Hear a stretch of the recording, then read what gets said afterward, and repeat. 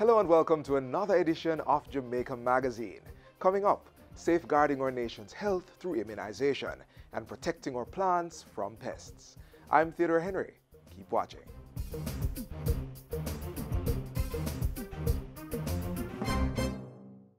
As of May 31, whenever you are making local calls, you will have to use the area code 876 before you dial the existing 7-digit numbers in your contact list. This is because Jamaica will be receiving a new area code, 658. Yes, our little island will now have 2 area codes, and to ensure you're calling the right person, you will have to dial 10 digits. Don't worry, if this is new to you, you still have time to get used to it, because there is a 5-month permissive dialing period where you will be constantly reminded. 10-digit dialing. Another step in making Jamaica the place of choice to live, work, raise families, and do business.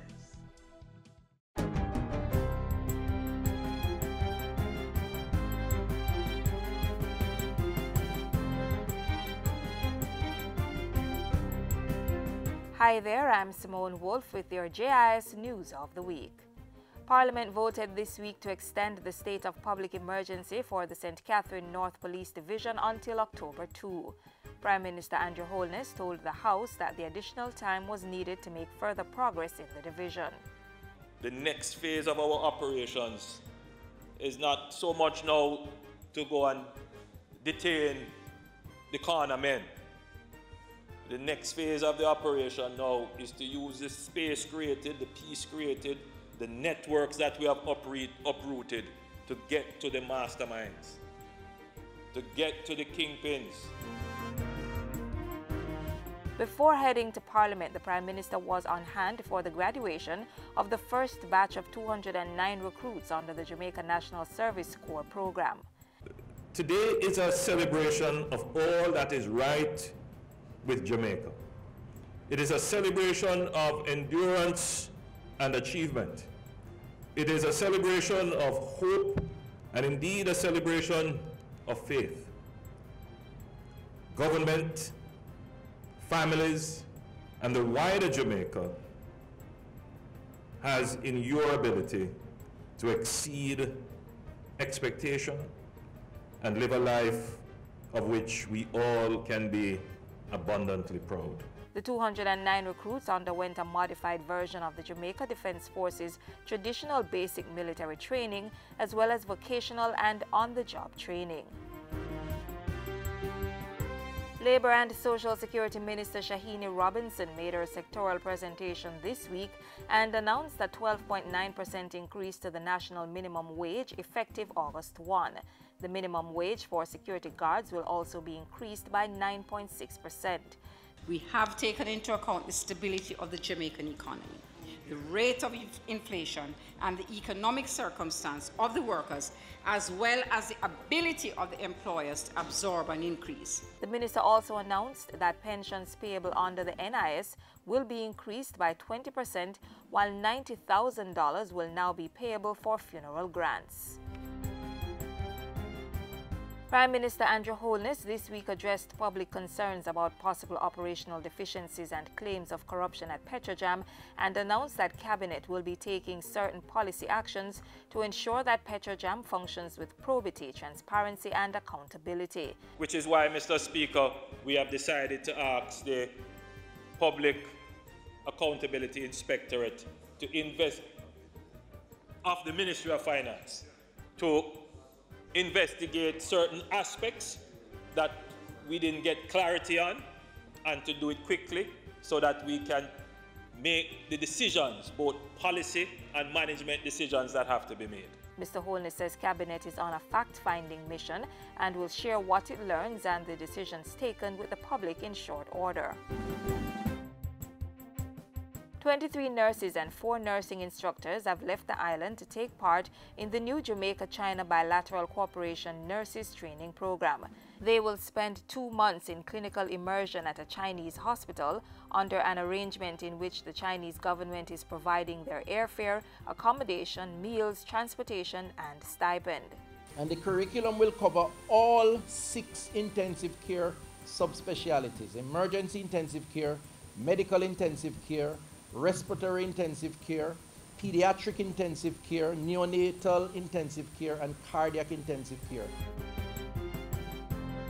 In other health news, the Linstead Public Hospital this week received a new ambulance donated by the medical and dental students of the University of the West Indies class of 2020. We are confident that LPH will put the ambulance to excellent use and that our donation will make a difference in the quality of healthcare being provided at the Linstead Public Hospital. 5,000 small farmers in Portland, St. Thomas and St. Mary will benefit from a project to increase their technical and technological capacity for implementing climate-smart agricultural practices. This is being facilitated through a 2-year program by the African, Caribbean and Pacific ACP countries. The initiative will also ensure that the production and markets for agricultural production are addressed to improve farmers' income. Minister without portfolio in the office of the Prime Minister, Mike Henry, made his sectoral presentation this week and revealed that the Jamaica Information Service was implementing advanced technological systems for the digitization of its assets with a $28 million grant from the Chase Fund. The GIS is far advanced in preparation for digitization, which bolstered by the newly adopted intellectual property policy, is expected to protect assets, improve efficiency in production, and boost revenues. And finally, State Minister for Education, Youth and Information, Floyd Green, will be appointing an advisory council and boards of visitors for residential childcare facilities. The Advisory Council will provide a significant layer of oversight to ensure accountability and raise the standard of care given to children who have been made wards of the state. Meanwhile, every children's home will have a board of visitors who will make announced and unannounced visits to the facilities and file reports. Those are some of the stories making news this week. I'm Simone Wolf.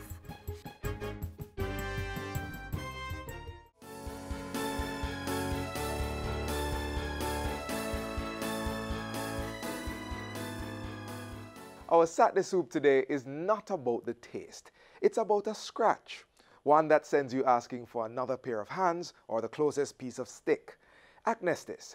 Now this is the part of the body that cannot be reached to scratch, usually between the shoulder blades, you know, that space. And ask if you're not irritated when you can't reach it. But when you do, it's a most satisfying relief. Acnestis, bubbling in today's Saturday Soup.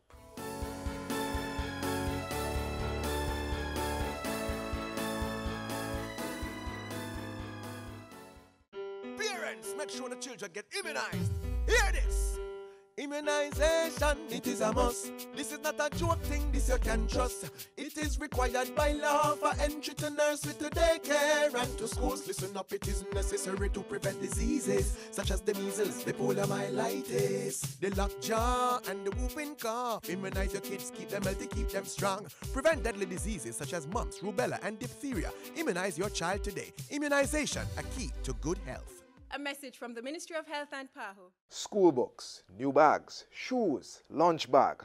Oh yes, back to school fever has already started, especially for those entering a new school.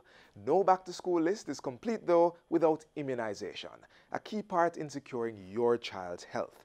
Coming up, learn more about this life-saving process.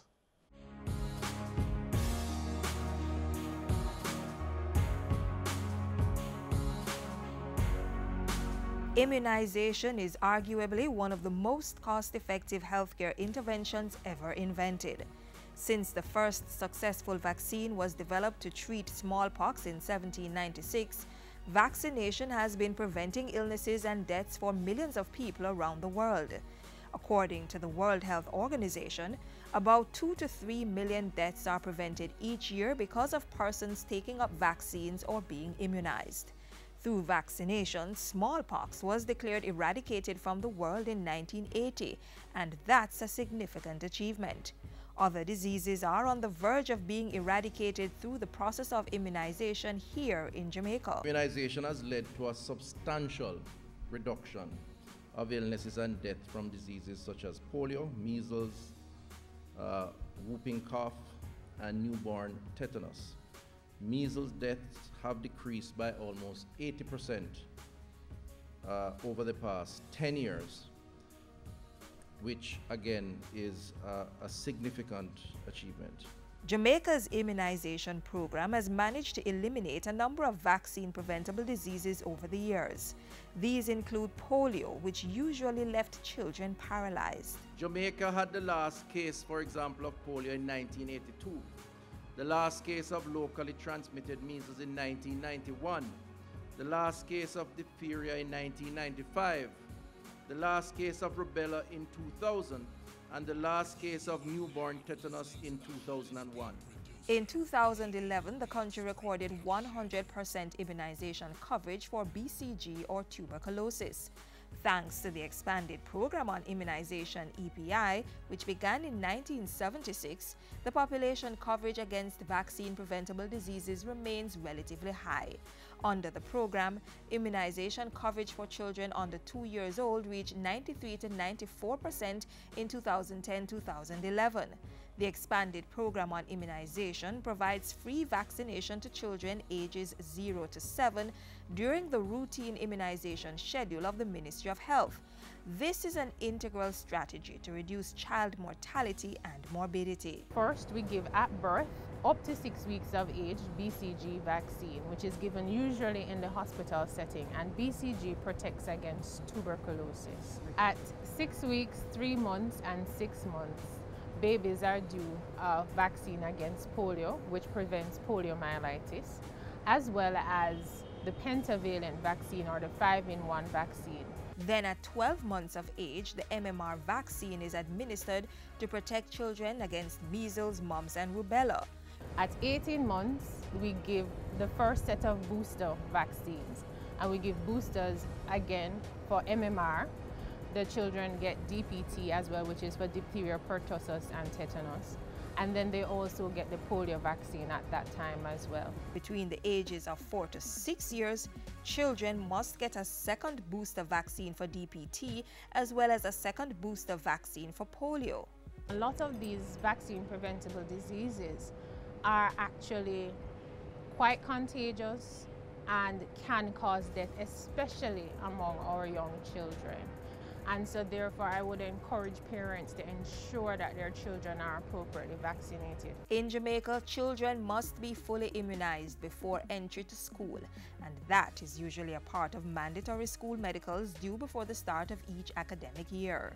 They have to present the immunization record at the health facility to confirm that the vaccines indeed have been done, and if they are missing any vaccines for whatever reason, then they are provided for them at the health facility. The immunization record is part of the Child Health Development Passport introduced for every child in 2010 to replace the immunization cards used previously. As part of its public education initiative, the Ministry of Health displays posters and other material at health centers and schools, reminding parents and caregivers about the immunization schedules, showing what vaccine is due and when. Disease surveillance is also practiced at ports of entry to combat the country's increased susceptibility to new diseases due to globalization and increased travel. Across the board, government is on a mission to improve the health of the nation by making traditional vaccines available and exploring new and non-traditional vaccines to tackle other diseases. For example, the mitigation of NCDs like some cancers, which can be prevented through vaccination, such as the vaccine for the human papilloma virus, which causes cervical cancer, falls in line with the Ministry of Health strategic plan to improve the offering to the public. And the commitment today is that we will work to ensure that other vaccines on the market with a proven track record are introduced as part of our routine administration to our population.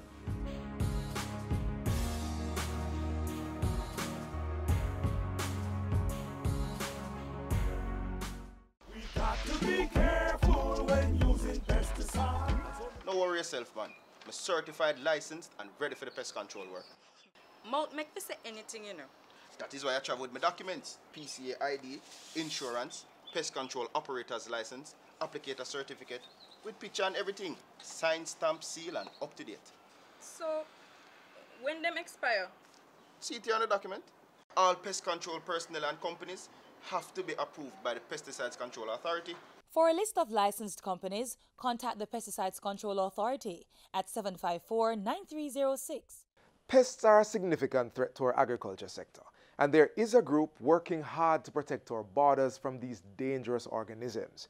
Hear more about their work in our upcoming feature.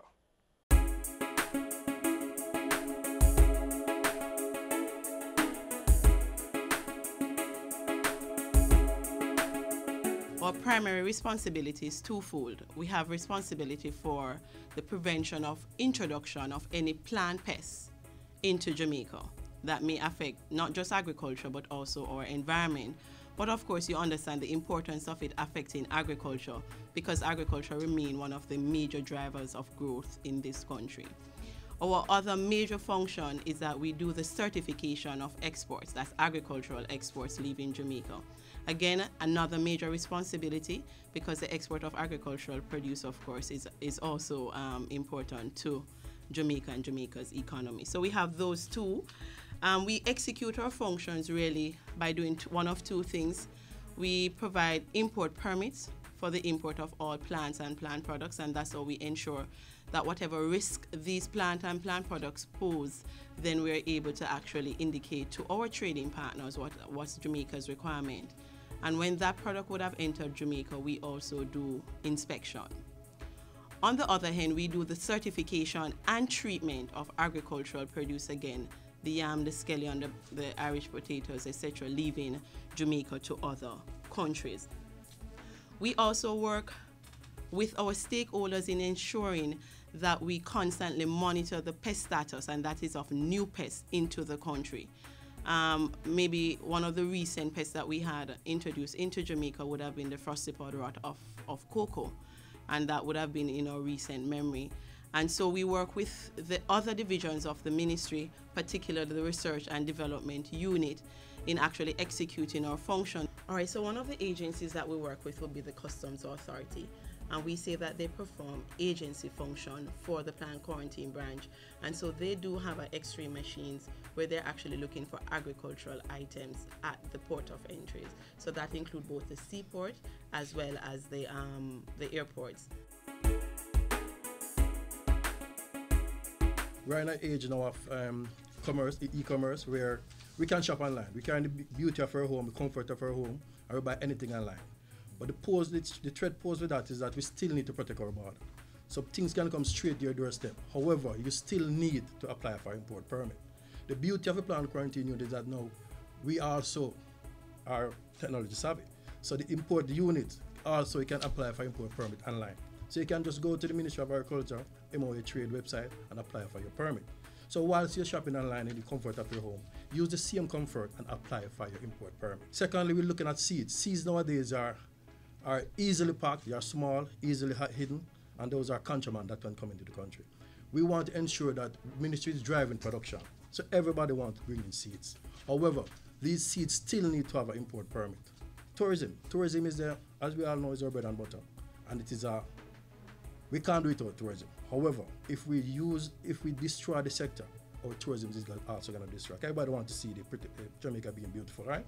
So we implore on the tourism sector, all the players in it, to ensure that they tell their tourists to ensure that when they come to the country, keep their fruits and vegetables on board, whether it's on the ship or in the aircraft. Because we have a situation on the cruise ship when people going back onto the ship, we are seeing a proliferation of fruits and vegetables. So what we're asking you to do is just ensure that enjoy it on board, don't take it. Because we have a situation in our neighboring country where one of the major food fly, but which if we get that, the entire country's export is shut down. That has been, as introduced to that country by way of tourism. They have proven that. Traceability have allowed them to do that. So we want to employ on the tourism sector. We need it, but at the same time, we need to protect our sector. Another thing that we need to have, farm worker. Farm worker, we all need that. I mean, the farm worker, they move from different countries. And one of the things with farm workers is that everything they want to keep at the Jamaica to plant. Everybody wants to go. Jamaica, the climate here is conducive to production. So go and take everything. Don't hide it in your shoes. Don't hide it in your jacket. Just apply for import permit. And something works perfectly in England. England is not Jamaica. You know, even if you bring in a new variety and they say it's supposed to grow well in this temperature, you have different situations in Jamaica. Besides the climate, you also have the social behavior of farmers.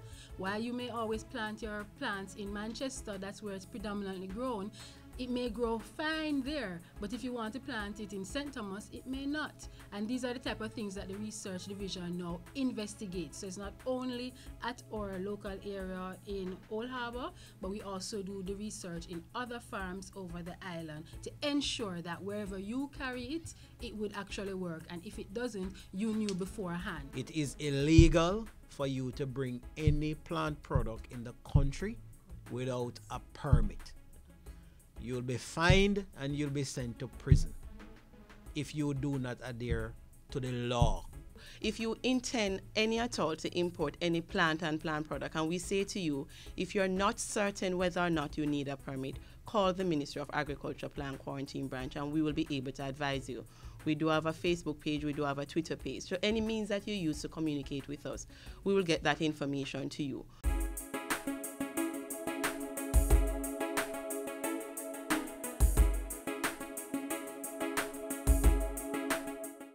We also have locally grown pests, and there are simple things you can do to protect your plants. Up next, easy, economical, eco-friendly ways to get rid of plant pests. There are many common pests that invade our gardens, such as sucking insects, which suck the fruit as they grow or suck the sap from the stems and leaves. Other types bore holes in the leaves. There are also slugs and snails, nematodes which live in the soil and attack the roots of the plants, and some birds which become nuisances when vegetables get to a mature stage. By preparing the land prior to sowing and spacing your plants so that they are not crowded or shaded, pests won't have the conditions or environment they need to take hold. You may consider integrated pest management (IPM) as an approach to gardening. This method incorporates the use of current comprehensive information on the life cycles of pests and their interaction with the environment. This information, in combination with available pest control methods, is used to manage pest damage by the most economical means and with the least possible hazard to people, property, and the environment. If you see wasps, ladybugs, and spiders in your garden, don't fret, be glad. They are on your side. They are the good guys. And there are certain plants that keep those pesky pests away. The smell of chives and escallion, for instance, is unpleasant for many insects. So by planting these flowers in between your other crops, you can repel those pests. There's so much that's done to ensure our gardens are pest-free, but sometimes these pests find access points. Master Gardener Rashida Linton will be showing us how to make homemade remedies to combat pests. Alright, how does it go now? You know, carry on. Yeah. For persons who have a little garden at home, instead of going out to purchase those chemicals, you can actually make your own. Okay. What you need garlic, onion, pepper, liquid soap, neem leaves, and water, along with your strainer and the containers. Now, what we're going to do, you're going to chop all the items, the onions, the garlic, the pepper. Okay. Chop them finely or blend it in your blender.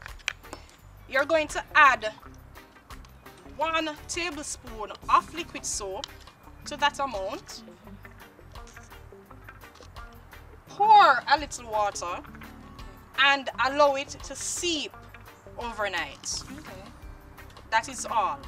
Then you're going to add this mixture to 1 gallon of water to spray your plants. But remember, only soft-bodied insects such as aphids, whiteflies, or snow scales you should use the homemade pesticides for. Okay. When you are spraying, ensure to spray the underside as well as the top side of the leaf. So this is just one homemade remedy.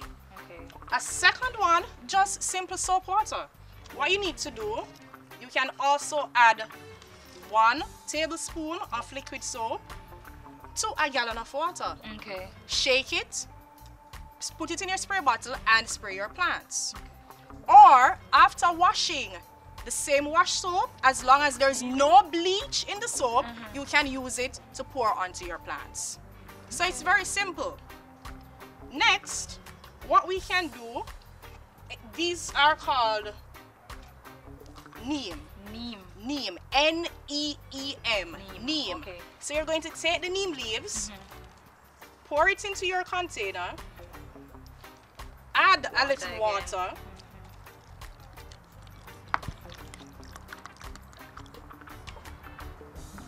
allow this to seep overnight. Okay.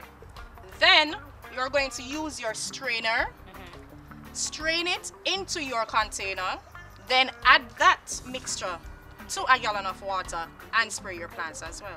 Okay, simple stuff. They're very simple.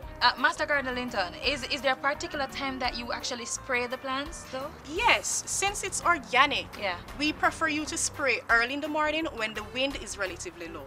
Okay, early morning. Early. All right, simple stuff.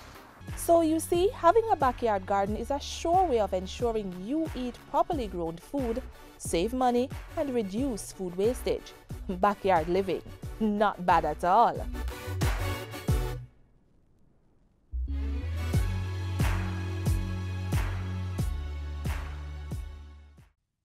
It's the 66th staging of the Denby Agricultural Show, and this year there's something special, a Denby Farmers 5K walk run. Come out on Sunday, July 8 at the Denby Showgrounds in Maypen, Clarendon, and do it for charity under the theme Run Come Support the Farmers. Registration ends on June 30, so download your application form from the Jamaica Agricultural Society website at jas.gov.jm. Proceeds are in aid of the Jamaica Agricultural Society Disaster Relief Fund. Entry fee for individuals is $1,000 and groups of 20 people or more pay $800 per person. So at 6:30 a.m. on Sunday, July 8, join the movement of hearts and feet in a unified effort to support farmers across Jamaica who look to the JAS for support in times of disaster. That's the Denby Farmers 5K walk run. Run come support the farmers.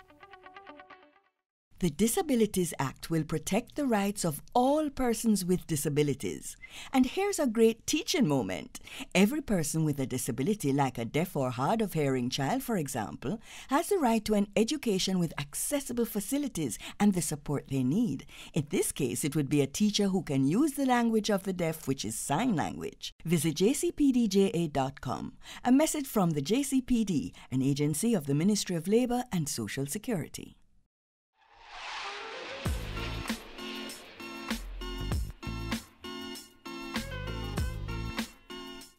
This is where we close the pages of another Jamaica Magazine.